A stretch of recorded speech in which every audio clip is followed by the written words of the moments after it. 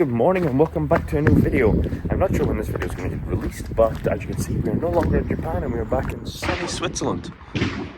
The weather looks beautiful, but it does have a damn little chill to it. As you can see, that's why I'm wearing a hoodie. Now, as you can tell by the title of this video, we're getting a new car. And in true fashion, we need the trailer because the car does not have an MOT or an MFK or a test, basically. Yeah, we also need fuel. So we're gonna get fuel, go get the trailer, and then we're gonna head and look at this wee car. It's not exactly JDM, but it's a left-hand drive car that I've drove in Japan. Many people drove in Japan, and they still make to this day. Mum was gonna meet us there, so she can give us our little 2p pieces on if it's a good deal or not, because she is a mechanic or was a car mechanic in Switzerland before she switched to the aviation industry. So she can give me the yes, no, the maybe, or the nod if it's a good deal. Well, fuel has got really expensive, but she's fueled up every last drop.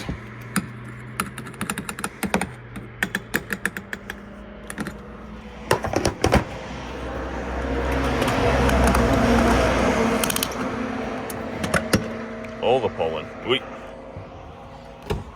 Now, just on my little drive to get the trailer, I was driving along this beautiful scenery and spotted this thing. Really cool. It looked absolutely mint from the side of the road, but if you look a bit closer, you can see the rust, and they've even cut everything out here. Still looks beautiful, still nice to see it. It's got places for plates, so hopefully it's still road legal. I would love an S chassis on the road, but they are so damn expensive. Really unfortunate. This thing's probably still close to 20 grand over here.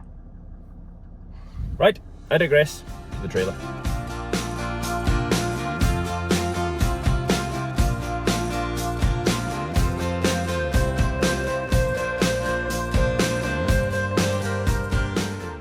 Well, we arrived at the place, not so far out of Zurich. We have the trailer, we also have a Momo. I bring her because she's my expert if it's going to pass the inspection or not, and if it doesn't, we can blame her. Yeah. Pretty much. I made the Honda work. I made the Honda work. I made the Honda work. I made the Honda work. Yeah, that's true. I made the Honda work on $800 budget. And that's about the budget we have for the car and getting it sorted at the moment. So yeah, it's also cheap. 55,000 kilometers and also cheap. Two-tone, Japanese, left-hand drive, questionable JDM car that many people have drove in Japan. Yeah. We have drove one of these in Japan. Well, not that exact one. Yeah, this is what I said earlier in the video. It feels like we're back at Ebisu again with all these pot cars. Whoa, trying to get through. The car in question that we're looking to buy is over there with the spoiler. So from the belt squeak, I think the new car is coming. Wow, would you look at that beauty?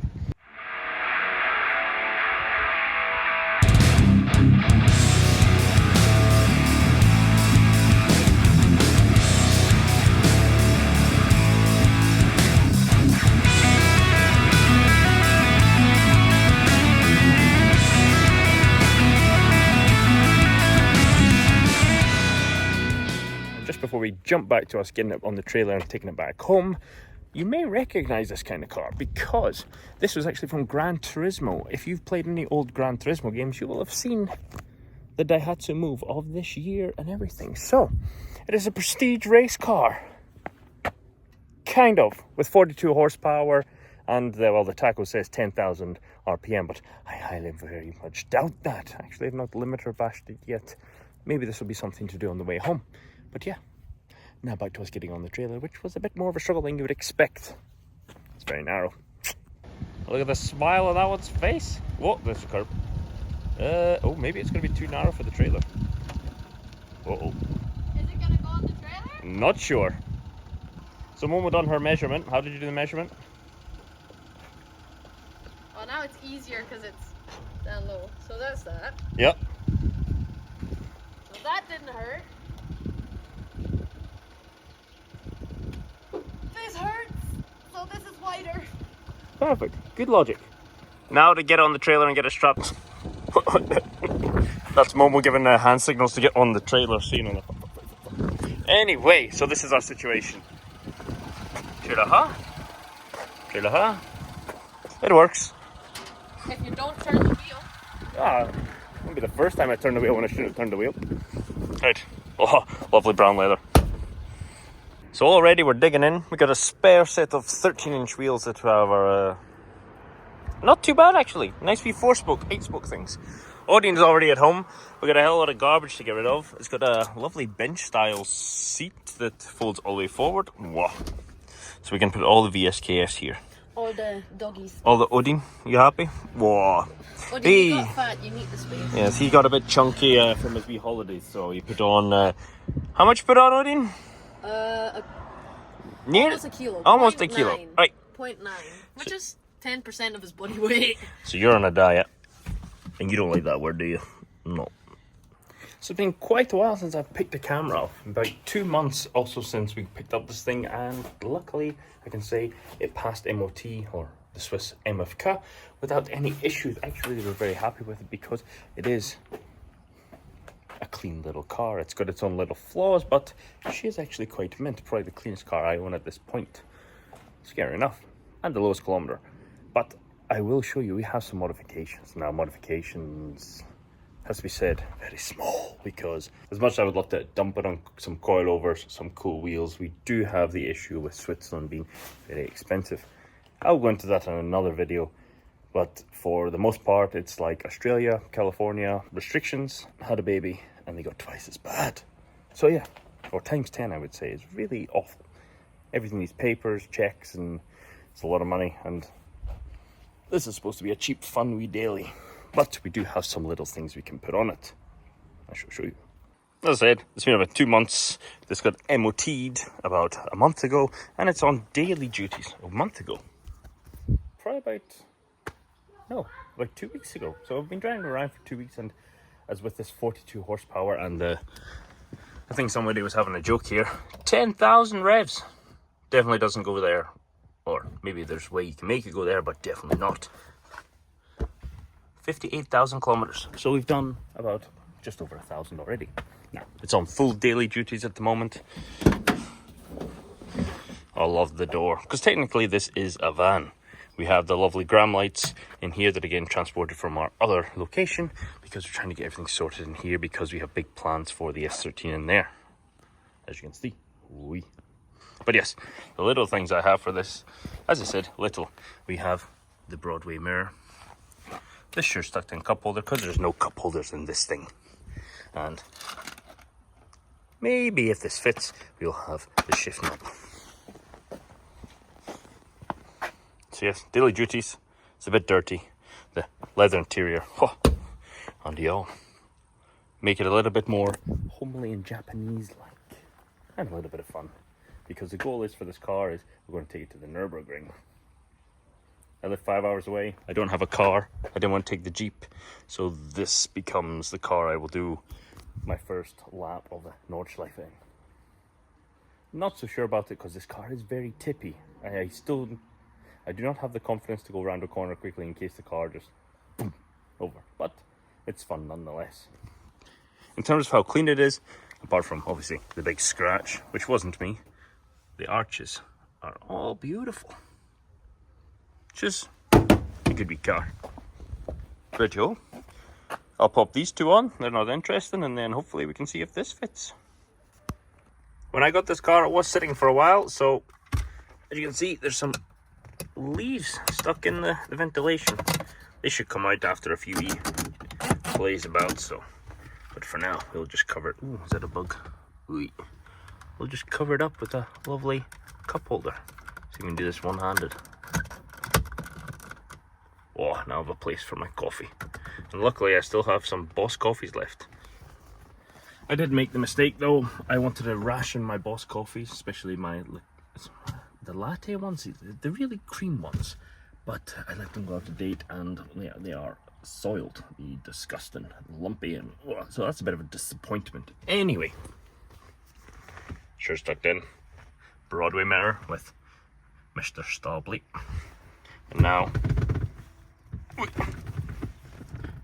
we fit the gear knob. Oh, race car.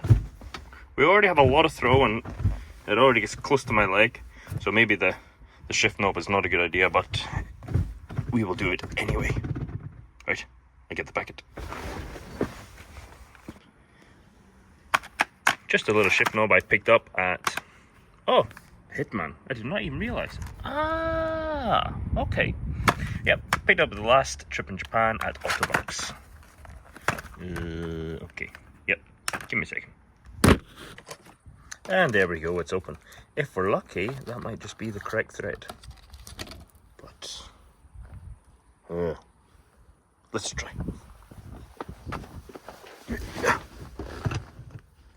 Is it?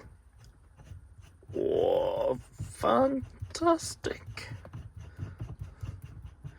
That's a lot of threads.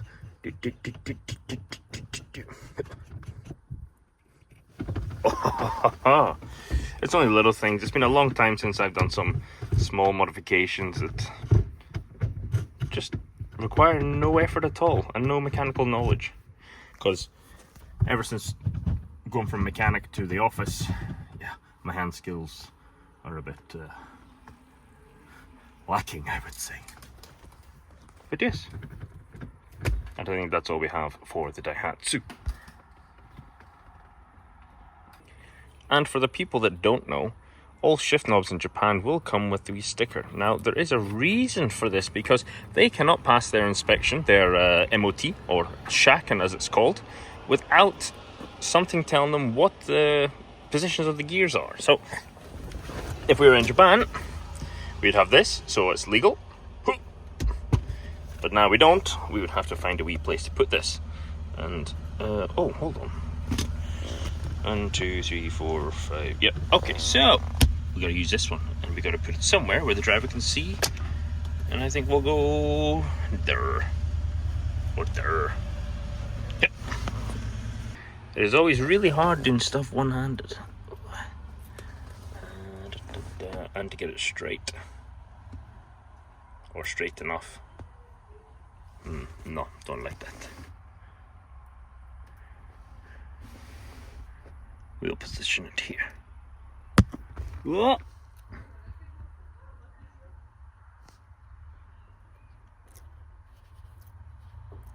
That doesn't want to stick. Good intentions, bad execution. The story of my life. Nope, not sticking. Alright, screw that idea. It's done. And I just thought, since it's lovely, beautiful scenery and an Odin doing a wee bit of a sniff and a bit of a shit, I will say bye here. So thank you very much for watching. I hopefully can get back to more regular videos. 13 will be coming up, this thing on the Nordschleife, and we will be going with Rafi and his very interesting Primera, which you will be seeing later on in another video. So thank you very much for watching, and have a good evening. Bye bye. Ta-ta. Whoppa.